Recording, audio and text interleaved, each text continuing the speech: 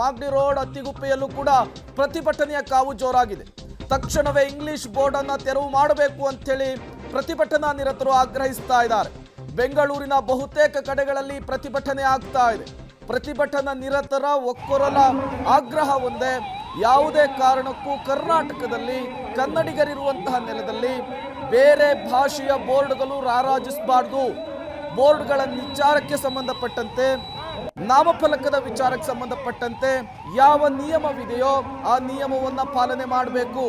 60% ಬೋರ್ಡ್ಗಳಲ್ಲಿ ನಾಮಫಲಕದಲ್ಲಿ ಕನ್ನಡವೇ ರಾರಾಜಿಸಬೇಕು ಅನ್ನುವಂತಹ ಆಗ್ರಹವನ್ನ ಪ್ರತಿಭಟನಾ ನಿರತರು ಮಾಡ್ತಾ ಇರುವಂತಹದ್ದು.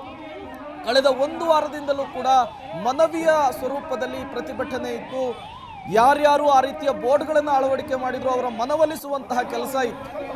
ಯಾವಾಗ ಮನವಿಗೆ ಜಗ್ಗಲಿಲ್ಲ, ಯಾವಾಗ ಮನವಿಗೆ ಬಗ್ಗಲಿಲ್ಲ, ಈಗ ಬೀದಿಗಿಳಿದು ಹೋರಾಟವನ್ನು ಮಾಡ್ತಾ ಇದ್ದಾರೆ. ಪ್ರತಿಭಟನೆಯನ್ನ ತೀವ್ರ ಸ್ವರೂಪವನ್ನಗೊಳಿಸಿದ್ದಾರೆ. ಈಗ ಮುಖ್ಯಮಂತ್ರಿಗಳು ಕೂಡ ಈ ಪ್ರತಿಭಟನೆಯ ವಿಚಾರಕ್ಕೆ ಸಂಬಂಧಪಟ್ಟಂತೆ ಮಾಹಿತಿಯನ್ನು ಪಡೆದಿದ್ದಾರೆ. ಬೆಂಗಳೂರಿನಲ್ಲಿ ಪ್ರತಿಭಟನೆಯ ತೀವ್ರತೆ, ಪ್ರತಿಭಟನೆಯ ಸ್ವರೂಪ ಯಾವ ರೀತಿ ಇದೆ ಅನ್ನೋದನ್ನ ನೀವು ಸ್ಕ್ರೀನ್ ಮೇಲೆ ಗಮನಿಸ್ತಾ ಇದ್ದೀರಿ. ನೂರಾರು ಸಂಖ್ಯೆಯ ಕನ್ನಡ ಪರ ಸಂಘಟನೆಯ ಕಾರ್ಯಕರ್ತರು ಕನ್ನಡದ ಬಾವುಟವನ್ನು ಹಿಡಿದು ಕನ್ನಡದ ಶಾಲನ್ನ ಹೊದ್ದು ದೊಡ್ಡ ಮಟ್ಟದ ಪ್ರತಿಭಟನೆಯನ್ನು ಮಾಡ್ತಾ ಇದ್ದಾರೆ ಆಂಗ್ಲ ನಾಮಫಲಕದ ವಿರುದ್ಧ. ಮತ್ತೊಂದು ಕಡೆ ಕೆಲವು ಕಡೆಗಳಂತೂ ಈ ಧ್ವಂಸ ಮಾಡುವಂತಹ ಕೆಲಸ ಆಗ್ತಾ ಇದೆ. ಯಾರ್ಯಾರು ಇಂಗ್ಲಿಷ್ ಭಾಷೆಯ ನಾಮಫಲಕವನ್ನು ಅಳವಡಿಕೆ ಮಾಡಿಕೊಂಡಿದ್ರು ಅವರ ವಿರುದ್ಧ.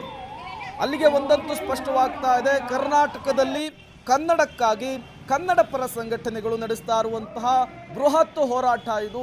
ಬೆಂಗಳೂರಿನ ಬಹುತೇಕ ಕಡೆಗಳಲ್ಲಿ ಇದೇ ರೀತಿಯ ಹೋರಾಟದ ಕಿಚ್ಚಿರೋದನ್ನು ನಾವು ಗಮನಿಸ್ತಾ ಇದ್ದೇವೆ. ಏಕಕಾಲಕ್ಕೆ ಬೆಂಗಳೂರಿನ ಹಲವು ಕಡೆಗಳಲ್ಲಿ ಈ ಪ್ರತಿಭಟನೆಯನ್ನು ಮಾಡಲಾಗ್ತಾ ಇದೆ. ಕರ್ನಾಟಕ ರಕ್ಷಣಾ ವೇದಿಕೆ ನಾರಾಯಣಗೌಡ ಬಣದಿಂದ ನಡೆಸ್ತಾ ಇರುವಂತಹ ಬೃಹತ್ ಪ್ರತಿಭಟನೆ ಇದು. ಮತ್ತಷ್ಟು ಡೀಟೇಲ್ಸ್ ಅನ್ನು ಕೊಡ್ತಾರೆ ನಮ್ಮ ಮೆಟ್ರೋ ಬ್ಯೂರೋ ಹೆಡ್ ಪವಿತ್ರ ಕಡ್ತಲ ದೂರವಾಣಿ ಸಂಪರ್ಕದಲ್ಲಿ ಜಾಯಿನ್ ಆಗಿದ್ದಾರೆ. ಪವಿತ್ರ, ಕ್ಷಣದಿಂದ ಕ್ಷಣಕ್ಕೆ ಪ್ರತಿಭಟನೆಯ ಕಾವು ಜಾಸ್ತಿ ಆಗ್ತಾ ಇದೆ. ಮುಖ್ಯಮಂತ್ರಿಗಳು ಕೂಡ ಪ್ರತಿಭಟನೆಯ ವಿಚಾರಕ್ಕೆ ಮಾಹಿತಿಯನ್ನು ಪಡಿತಾ ಇದ್ದಾರೆ. ಏನೆಲ್ಲ ಬೆಳವಣಿಗೆಗಳಾಗಬಹುದು, ಒಂದು ತಾರ್ಕಿಕ ಅಂತ್ಯಕ್ಕೆ ಹೋಗಬಹುದಾ ಈ ವಿಚಾರ ಇವತ್ತು ಅಂತ?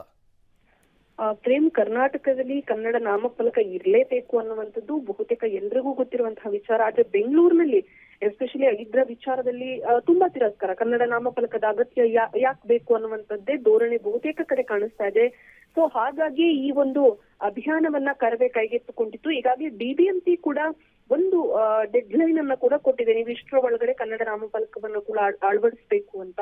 ಬಹುತೇಕರು ಕ್ಯಾರೆ ಅಂತಿರ್ಲಿಲ್ಲ.